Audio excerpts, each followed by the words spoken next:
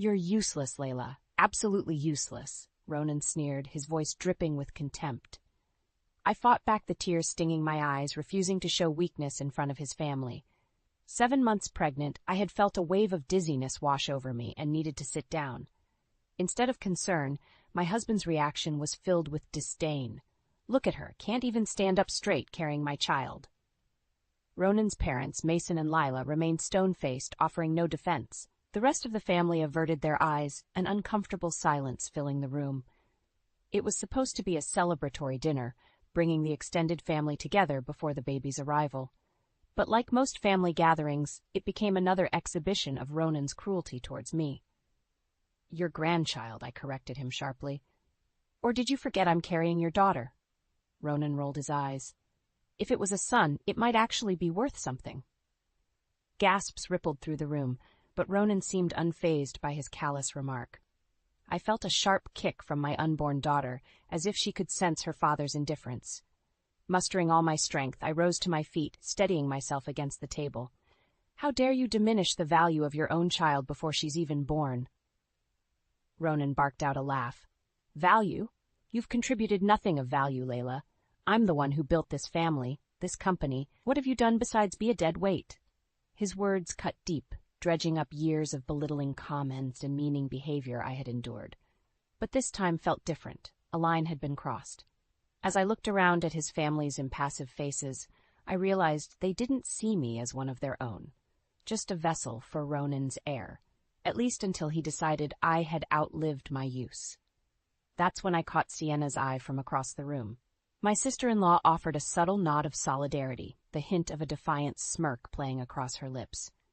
In that moment, I knew she recognized Ronan's manipulation for what it was, toxic and abusive. You're right, Ronan, I said steadily. I haven't contributed anything of value. I paused, letting the weight of my next words sink in. Not to you, at least. His brow furrowed in confusion as I turned my focus to the rest of the family. But this child, this daughter you've already dismissed, she is valuable. She's my future, a future free from any of you. The room fell into an uneasy hush as I mustered every ounce of conviction. I'm done being treated as worthless. My daughter and I deserve better. With that, I strode out of the room, the dull roar of Ronan's objections fading behind me. A weight had lifted, and for the first time in a long while, I felt in control of my own destiny. The path ahead was uncertain, but no longer would I accept being diminished and devalued. After years of allowing Ronan's toxic presence to define me, I was finally ready to redefine myself and show my daughter what it truly means to be a woman of strength. No more complacency or fear, only determination to rise above. In the days following that fateful dinner, I found myself questioning everything about my marriage to Ronan. His callous disregard for our unborn daughter laid bare the true depths of his cruelty and lack of empathy. This man, who was supposed to be my partner for life, had reduced me to little more than an object, a disposable vessel for producing his heir. But I was done being disposed of. That night, after leaving his vitriolic family behind, I had marched straight to the home office and began digging into our finances. What I uncovered shook me to my core. Evidence of Ronan's rampant financial mismanagement and deceit that spanned years. Hidden offshore accounts, falsified business records, illegal money trails, all carefully obscured. You lying snake, I muttered, poring over the damning documents. Just then I heard the telltale click of his study door opening. Well, look who's still awake burning the midnight oil. Ronan sauntered in, arf thinly veiled derision lacing his words. I figured you'd be too busy wallowing after your little tantrum the other night. My hands trembled with rage, clutching the financial records like a shield. You're one to talk about tantrums. Your own toddler outbursts have funded this. I shoved the documents towards him. Care to explain all this, dear husband? Ronan's eyes widened as he flipped through the incriminating pages. For a split second, panic flashed across his face before his expression contorted into one of snide amusement. Finally did some digging, did you? He chuckled darkly. I'll give you this much. You're not as big of an idiot as I thought. Don't play dumb with me, I spat. I know about the money laundering, the shady business deals, all of it. You've been lying to me from the start. Ronan simply shrugged, unperturbed. So, Those were necessary evils to get to where I am now. All you had to do was play the role of the devoted little wife. But you always did have trouble following directions. His brazen admission, devoid of any morsel of guilt or shame, was like a viper's strike to my heart. How could I have been so blind, so utterly naive to the depths of Ronan's moral depravity? You selfish, heartless bastard, I seethed, fists clenched. Did you ever love me at all? Or was I always just a means to an end in your grand game of lies and deceit? A cruel smirk played across his thin lips. Now you're catching on, but you're giving yourself too much credit, pet. You were a convenient accessory, a pretty ornament to adorn my winning success story. Nothing more. White-hot anger flooded my veins as the weight of his treachery washed over me in waves. This man didn't deserve an ounce of my loyalty or affection. Not after everything he'd done, all the ways he'd betrayed and belittled me. And in that moment, I made a vow to myself and to my unborn daughter. I would bring this whole rotten edifice crashing down around him. Ronan wanted to see me as worthless, as nothing more than a means to an end. Fine, I would show him just how ruinous being underestimated could be. Rising to my feet, I met his cold stare with white-hot defiance blazing in my eyes. You're going to regret the day you ever crossed me, Ronan. I waved the documents with contempt. All of this is going to be your undoing. No more hiding, no more lies. I'm going to make sure everyone sees you for the soulless snake that you truly are. Ronan let out a contemptuous bark of laughter, seemingly unfazed by my declaration of war. But I could see the slightest flicker of uncertainty in those beady eyes of his. Good, the first embers of fear had been stoked. My path was now clear. It was time to rally my forces, gather my allies, and enact the grand unraveling of Ronan Jacobs' carefully cultivated lies. The reversal of his ill-gotten fortunes was going to be deliciously karmic, and I would be the orchestrator of his downfall, just as he had been the architect of my dehumanization. The great game of revenge was only just beginning. In the aftermath of my explosive confrontation with Ronan, I found myself at a crossroads. His web of deceit surrounding the family business was so intricately spun, taking him down would require more than just my resolve.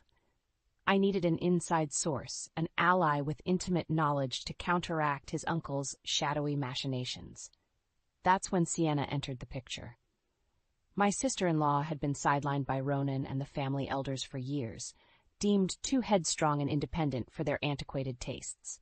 But her marginalization shielded her from their corruption, allowing her to see the rot festering at the core with striking clarity. I reached out to her a few days after discovering Ronan's illicit financial records, suggesting we meet for lunch to catch up. Sienna, ever perceptive, seemed to sense the weight behind my request. "So what's really going on, Layla?" she asked once we were seated at a quiet cafe, her eyes narrowed with cautious curiosity. "This can't just be a social call after what went down at your dad's place." Exhaling slowly, I pulled out the now dog-eared folder and slid it across the table towards her. "See for yourself. Ronan's lies run much deeper than any of us realized." Sienna's brow furrowed as she flipped through the damning pages, her expression oscillating between disbelief and anger. When she finally looked up at me, her green eyes were blazing with righteous fury. "That arrogant, chauvinistic prick," she hissed, slamming the folder shut. "I knew he was a bastard, but this is a new low, even for him." A rueful smile tugged at the corner of my lips. It felt vindicating to have someone finally see Ronan's treachery for what it was. "You and me both. That's why I need your help taking him down." Sienna cocked an eyebrow quizzically. "My help? Why come to me?" "Because you're one of the few people with a frontline view into the family's dealings," I said frankly. "With your insight into their illegal activities, we'd have a better chance of exposing Ronan's lies and watching the whole corrupt edifice crumble." For a long moment, Sienna studied me appraisingly before letting out a bitter chuckle. "Gotta hand it to you. You've got a set of steel ovaries going up against Ronan like this." Her gaze turned flinty, burning with years of repressed resentment towards my husband and his family. "I'm in.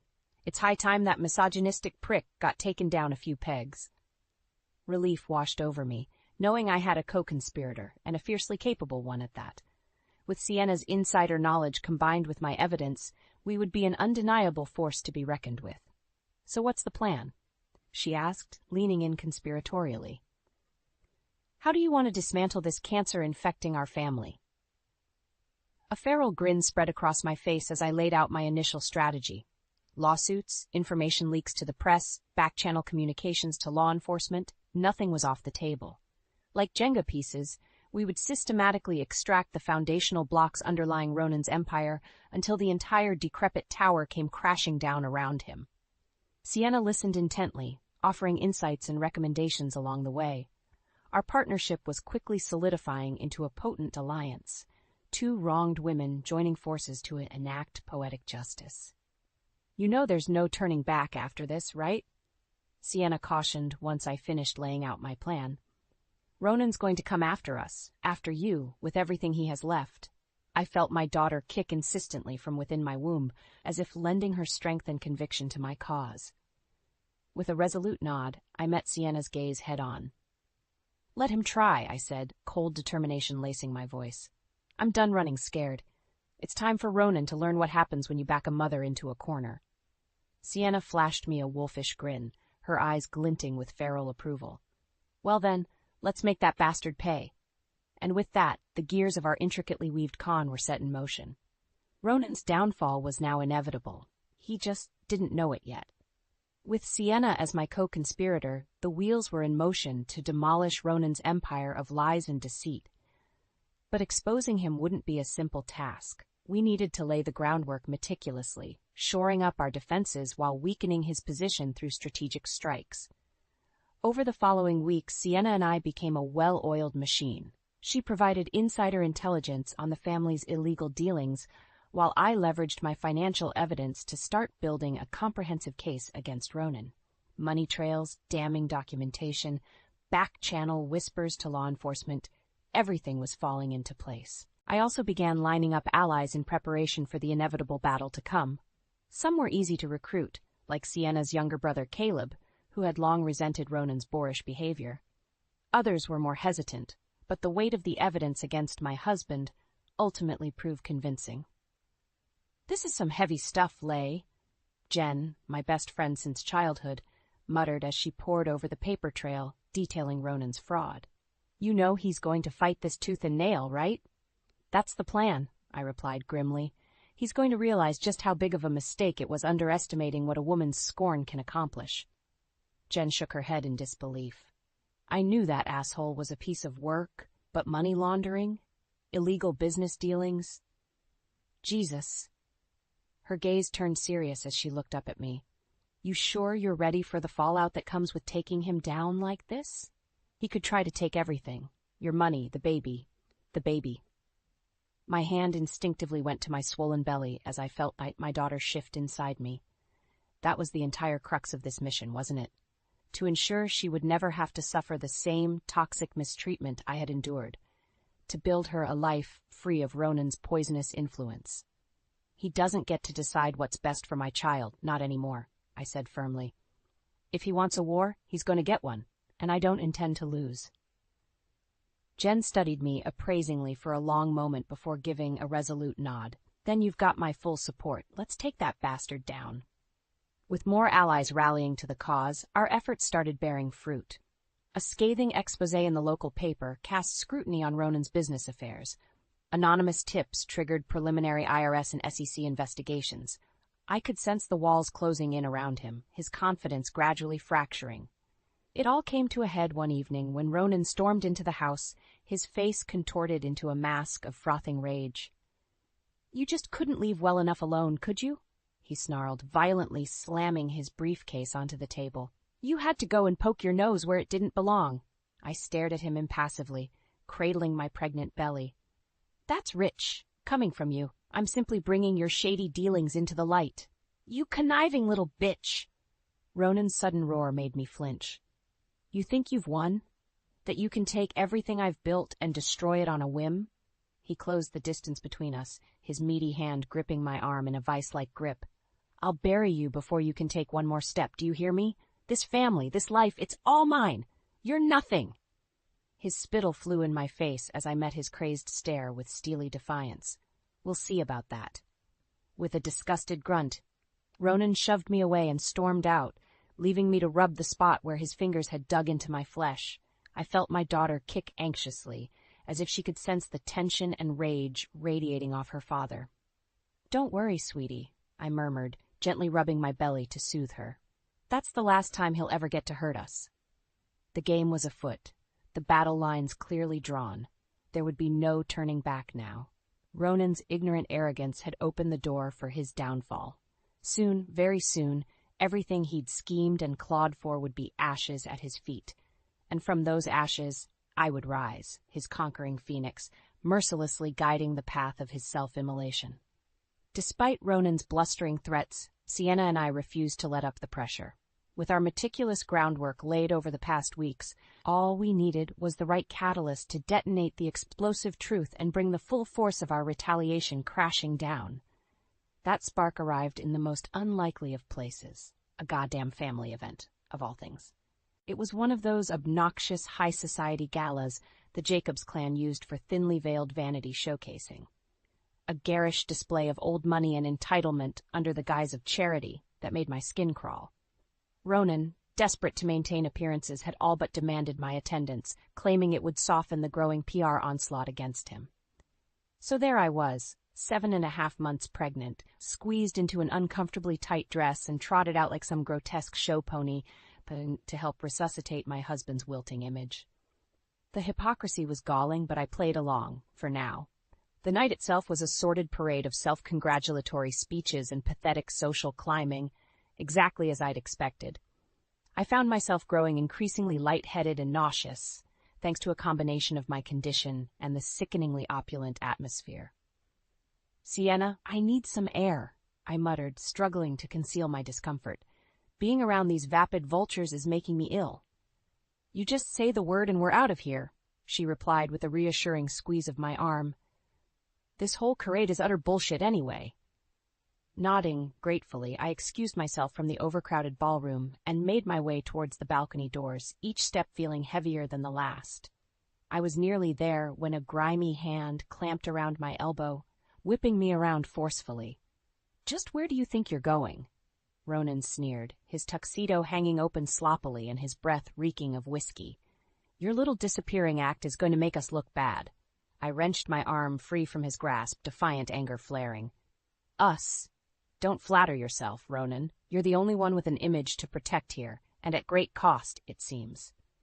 He threw his head back with a contemptuous bark of laughter. "Oh, spare me the self-righteous melodrama, would you? I'm doing what's necessary to maintain the family legacy." "Your legacy is mired in lies and illegal money, you degenerate." I shot back, fighting the wave of dizziness washing over me. "How many more laws do you plan to break, just to feather your filthy nest?" Ronan's face contorted in an ugly sneer. "Watch your tone when speaking to me, you ungrateful whore." The vile insult was cut off as a searing pain lanced through my abdomen, forcing me to double over with a strangled cry. Instantly, the room started spinning sickeningly as I clutched at my stomach. "Oh God, something's wrong." I whimpered through gritted teeth, panic seizing my chest. "The baby. I think she's coming." For one infinitesimal moment, Ronan's scowl slipped just enough for the briefest flicker of concern to register on his face. But it was quickly extinguished as his mask of disdain slammed back into place. "Of course you'd choose now for this pathetic drama queen act," he growled, making no move to help me. "Just another attention grab like always." I could scarcely believe his callous reaction through the haze of agony racking my body. "Ronan, please, I need help." From somewhere behind me, I heard Sienna's urgent voice calling my name as she rushed to my side. "Layla! Oh my God, what's going on?" Her eyes went wide with panic as she quickly assessed the situation. "We need to get you to a hospital now." Ronan simply stood back, arms folded across his chest, with a sneer of derision painted across his smug features. "Don't bother," he spat venomously. "She's clearly just trying to stir up another scene. Pathetic even for you, Layla." White-hot rage cut through the pain as Sienna helped me up, glaring daggers at my wretched husband. "You heard the lady. She needs medical attention, asshole!" she shouted, somehow managing to steady my trembling form. "Are you really that much of a bastard that you're going to let your own child suffer?" His only response was a disdainful curl of his lip and a dismissive wave of his hand. and in that moment, any lingering shred of affection or loyalty I might have harbored for Ronan Jacobs dissipated into the ether. Through the tumultuous storm of agony and mounting rage, one thought rang out with piercing clarity. This petty, narcissistic monster could no longer be allowed to slither through this life unchecked.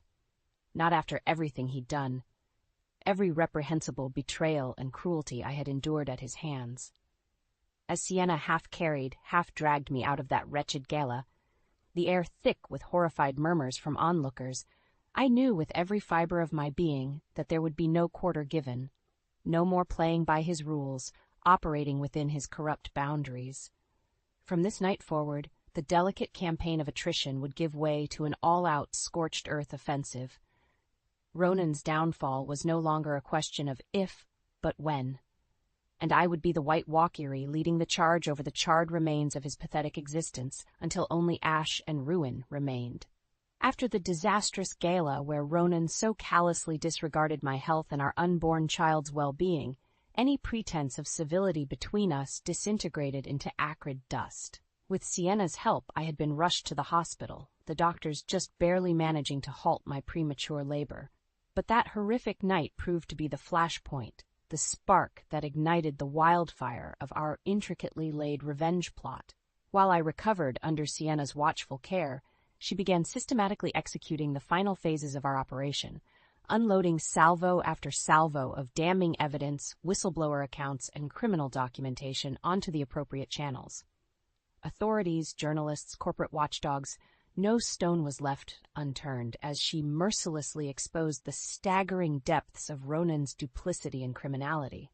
The dominoes began falling rapidly after that, one by one, until an unstoppable chain reaction took hold. SEC investigations gave way to federal grand juries, which then triggered disastrous civil lawsuits and IRS tax fraud probes. What had once been a contained snuff operation ballooned into an all-consuming inferno that threatened to engulf Ronan's entire empire of lies. And at the center of that conflagration stood the man himself, eyes bulging with impotent rage as he watched everything he'd conned and swindled for decades up in acrimonious smoke.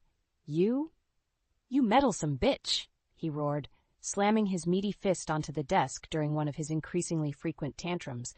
You've ruined everything. My life's work, our legacy. It's all ashes because of your insipid vendetta. I regarded him stoically from across the office, completely unmoved by his theatrics. You have no one to blame but yourself, Ronan. Your greed and hubris were your own undoing, not me.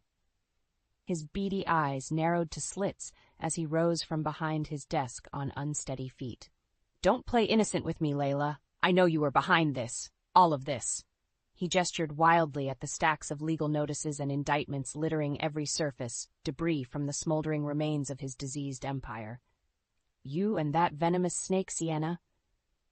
We simply exposed the truth you worked so hard to bury, I countered coolly. Did you really think you could run this criminal farce indefinitely without any consequences? Ronan bared his teeth in an approximation of a snarl as he closed the distance between us. Up close, I could smell the reek of cheap whiskey and nervous sweat wafting off his disheveled form, a pitiful shell of the formerly sleek, intimidating con man whose fear I had lived in for so many years. You arrogant little... His slurred insult was cut off as a tiny, mewling cry pierced the air. My newborn daughter shifting restlessly in her carrier beside me. I shot him a withering glare, squaring my shoulders protectively. That's enough out of you. Not another vulgarity in front of my child. I fixed him with an icy stare, letting the unspoken threat resonate. You've inflicted enough trauma on this family. For a long, tense moment, we simply stared each other down, the snarling, feral beast backed into an inescapable corner, and the predator calmly observing its final throes. At last, Ronan seemed to wilt beneath the weight of crushing defeat clouding his gaze. Damn you, he spat bitterly, slumping back against his desk with a dull thud. Damn you and that bastard child to hell. As if on cue, Sienna strode into the room, eyes flashing as she took in the tense scene before her. Everything okay in here? Shooting Ronan one final look of disgust, I turned to face my co-conspirator and gave a tight nod. Never better. Just tying up some loose ends with the soon-to-be former Mr. Jacobs. A wicked grin split Sienna's features as she regarded her disgraced cousin with undisguised glee. Well, don't let me interrupt the reckoning. By all means, allow me to join in verbally eviscerating the sniveling husk of this pathetic, arrogant worm. She leveled a mocking glare at Ronan. Go on, you gaping asshole. What other lies do you have left to try and peddle? Ronan simply glowered in impotent rage, clenching and unclenching his fists. The faintest mutters of denial and heated curses escaped his trembling lips, but it was obvious the fight had left him. His will, his decades-long charade of power and dominance, had finally been irrevocably shattered. Turning my back to his crumpled, mumbling form, I bent down to tenderly scoop up my slumbering infant daughter, cradling her against my chest as a fierce wave of protectiveness washed over me. She was my everything now, my sole purpose, and all that mattered in this miserable world. And in that moment, I silently swore to whatever higher power that may exist, that my precious girl would never have to endure the trauma of Ronan's toxicity or fall under the twisted clutches of his family legacy. The karma he had wrought through his lifetime of malice and depravity was his cross to bear, not hers. Come on, Sienna, let's go home. There's nothing left for us among the ashes of Ronan's ruin. I spared one last contemptuous glance over my shoulder at the wretched, sniveling husk that was once my husband. This one can stew in his self-made purgatory alone. With a curt nod, Sienna fell into step beside me as we strode from the smoldering ruins of Ronan's decrepit empire. Behind us, I could feel his seething gaze burning impotently into the back of my skull. But I didn't falter, didn't dare look back. There was nothing for me amid that scorched earth, only the bright future awaiting my daughter and I beyond the caustic smoke of karmic justice. In the aftermath of Ronan's spectacular downfall, the shockwaves rippled through every facet of our lives. The legal and financial fallout had left his family's empire in irreparable ruin. Corporate entities dissolved, assets seized, reputations permanently disgraced. And at the eye of this hurricane of destruction stood Ronan himself, a bitter, sneering shell temporarily insulated by the last vestiges of his ill-gotten wealth as he licked his wounds. But even that protection was a rapidly dwindling facade. The incoming crush of criminal charges and civil litigation saw to that. I lost count of the visits from court officers, federal agents, and process servers darkening my doorstep, each one armed with another ream of subpoenas and legal filings squarely aimed at dismantling what little remained of Ronan's crumbling facade. His standard modus operandi of dismissive sneers and hollow legal threats gave way to panicked outbursts, increasingly erratic behavior, and even interventions from law enforcement when his rage spiraled out of control. "This isn't over, Layla," he roared at me through a haze of spittle during one such unhinged meltdown, eyes wild like a cornered animal. "I'll bury you in litigation for the rest of your miserable life. You'll never be free of me." Staring impassively back at him through the doorway, I didn't so much as flinch as I cradled our infant daughter protectively against my chest. "Is that so? Because from where I'm standing, it seems your options for retaliation are rapidly evaporating." "Don't get smug with me, you disloyal little cunt." Ronan's voice cracked with raw fury. "Everything I had, everything I built, it's all in ruins now, because of you. But I'll make sure you suffer just as badly before this is through. Mark my words." "Tell me, Ronan, do you honestly think threatening me is going to restore your dignity at this point?" I arched a challenging brow. "I've thoroughly dismantled any illusion of you being an intimidating presence. You're already living your worst nightmare, destitute and alone, unmourned and reviled for your reprehensible actions." He opened his mouth to retort, but I cut him off with an imperious sweep of my free hand. "Enough with the hollow bravado. We both know that deep down, you're nothing more than a coward and a charlatan whose house of cards has finally collapsed under its own weight." Pausing, I allowed the weight of my next words to resonate. "I'd tell you to give my regards to your cellmates, but something tells me they'll be able to smell the stench of your vileness a mile away." For a fleeting instant, something akin to naked fear flickered behind Ronan's eyes. But the split-second glimpse into what fragile sliver of humanity he had left was quickly snuffed out, his ferocious mask of feral defiance slamming back into place. "You'll get yours, Layla. One way or another, I'll make sure of that. he snarled.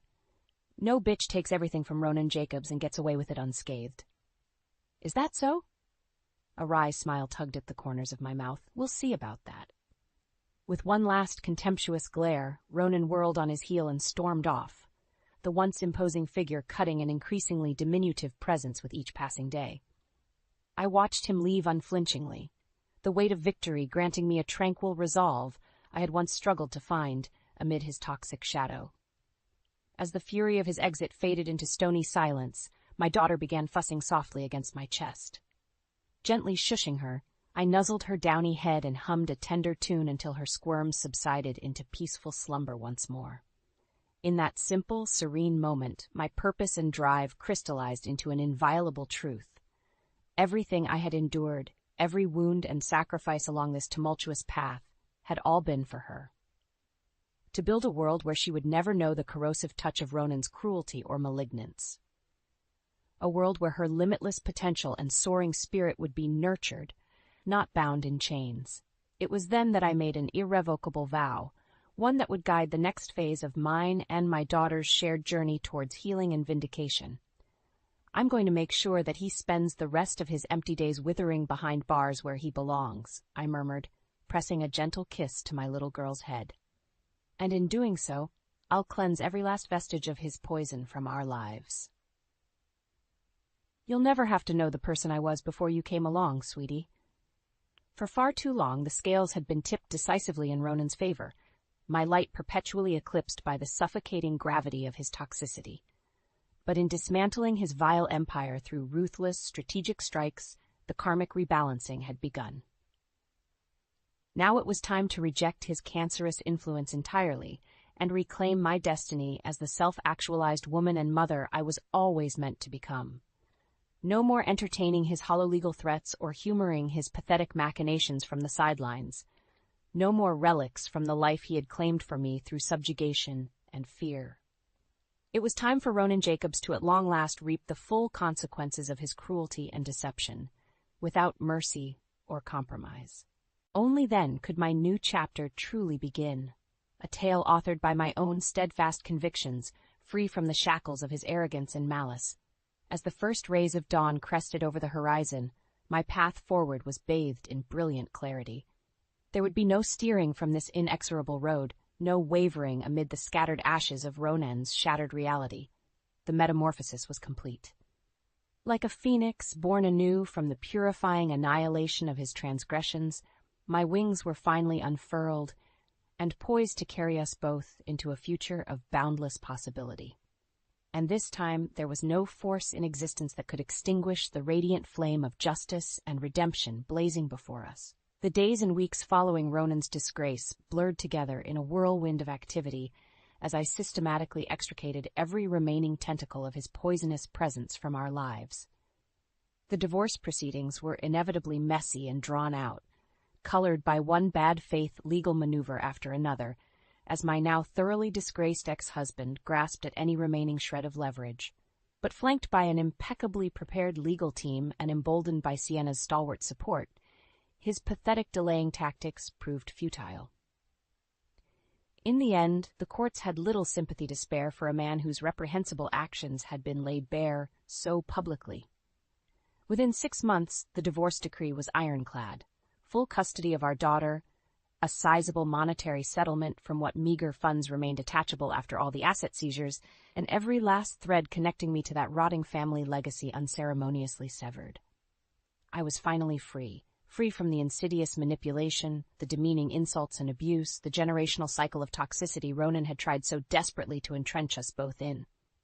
As the last mote of legal dust scattered, I felt an unbearable weight dissipate, replaced by an electrifying surge of possibility and newfound liberty. This life, this miraculous second chance, was ours and ours alone to author. No longer would I allow Ronan's cancerous presence to dictate the boundaries of our realm. With my meager savings and the settlement funds, I wasted no time leaving that wretched city in the rear view, desperate to put as many miles between us and those harrowing memories as possible. A quaint but comfortable home in the mountains was my chosen fresh start, a place to breathe and find tranquility among the hushed pines and crisp alpine air. Sienna came with me on that maiden voyage to my new sanctuary, helping me settle in and bearing witness to the dawning of this new reality we had fought so tenaciously to manifest. "Not bad for your stakes of the winnings, all things considered," she remarked with a roguish grin as we lounged on the cabin's spacious back patio, our contented niece gurgling happily in her arms. "Just a consolation prize, really," I replied with a dismissive wave of my hand, lazily sipping a glass of crisp white wine as I surveyed the breathtaking vista of evergreen trees rolling off into the distance. The true bounty is the regained peace of mind, something money alone could never buy. Sienna shot me an appraising look, nodding slowly. "You've come a long way from that demure, broken-winged sparrow Ronan tried so hard to keep clipped all those years.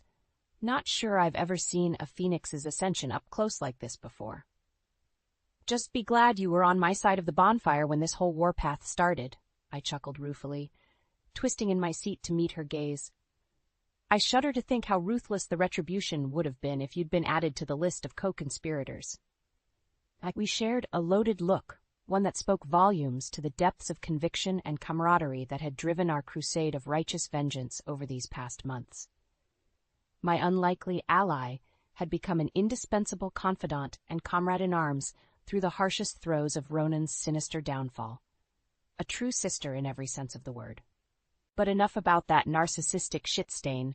I'm over the moon just to be putting that whole cancerous saga behind me, Sienna declared with an emphatic clink of her glass against mine. "Here's to breathing that crisp, rejuvenating mountain air and never having to look over our shoulders again." "I'll drink to that," I said with a contented sigh, leaning back to bask in the warmth of the mid-afternoon sun filtering through the trees. For the first time in a long, long while, I truly felt at peace. Over the ensuing months, I steadily regained my footing and settled into my new normal of single motherhood, with Sienna's unflagging moral and logistical support by my side every step of the way.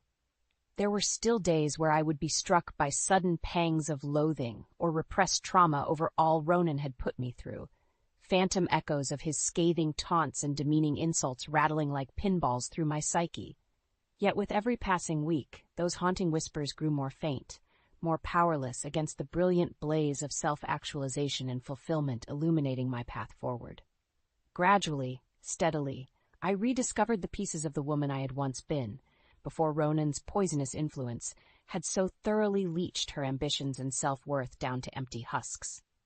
With my daughter as my unbridled source of inspiration and Sienna's sage guidance, the core pillars of my identity were steadily being rebuilt from the ground up. I dove headfirst into pursuing the high-stakes financial career I had abandoned when the Jacobs clan asserted their odious sway over my life's trajectory. The fire to establish myself as a singularly brilliant market analyst and consultant raged hotter than ever before.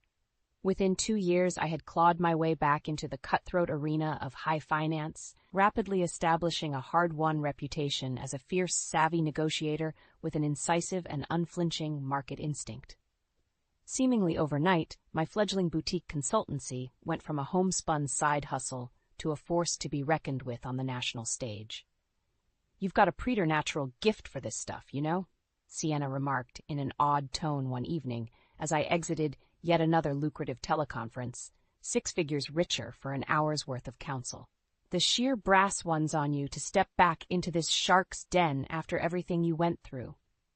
I simply shrugged, my gaze drifting over to where my 5-year-old daughter lay curled up in contented slumber on the couch, clutching her favorite stuffed rabbit. "They tried to break me, and nearly succeeded, mostly because I allowed them to. I'll be damned if I squander this second lease on life by needlessly limiting myself again." The raw truth of those words hung in the air for a heavy pause as we both watched my little girl's peaceful rising and falling beneath her tattered blanket. "Besides, I've got to set the bar high so this little munchkin knows just how brilliant and tenacious she can grow up to be," I continued wistfully. "Her future is the only inheritance that matters to me now. The rest is just excess noise." Meeting Sienna's proud gaze with a resolute nod of affirmation, I felt the last vestiges of doubt and fear permanently slough off, like the molted skin of a transcendent serpent. What had once been shameful shackles had been meticulously reworked into brilliant new armor, steeled against the harsh realities that still lurked beyond this sanctum. Because out there in that tumultuous world, the specter of Ronan Jacobs and his ilk still festered. Venal, vicious aberrations perpetually locked in conflict with the strength and integrity I now embodied. And while his individual chapter had been scribed into ignominious history, that eternal crusade waged on in others. But I was more than ready to face those battles anew with a cleansed spirit and crystalline clarity of purpose, to uplift and cultivate that divine spark of potential until it erupted into an all-consuming wildfire, burning away every last mote of indignity and fear. No more poisoned births or anguished gasps for air amid that choking miasma of societal toxicity. Only the radiant promise of new dawns, to be ushered in by champions of change and retribution, unshackled from the anchors of oppression. Because on that day, standing at the precipice of our boldly reclaimed destiny, I was no longer prey, just the merciless apex predator, continually reborn in a blaze of glory.